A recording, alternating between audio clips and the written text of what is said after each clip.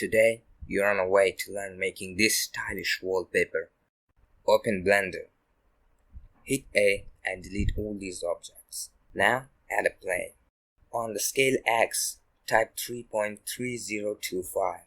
Press Ctrl A and copy the number. Now paste it in the rest of the scales. Ctrl A and apply all transforms. Go to the top view and add a camera.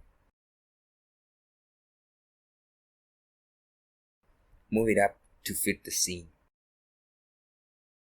Now go to Shading. With the plane selected, click New.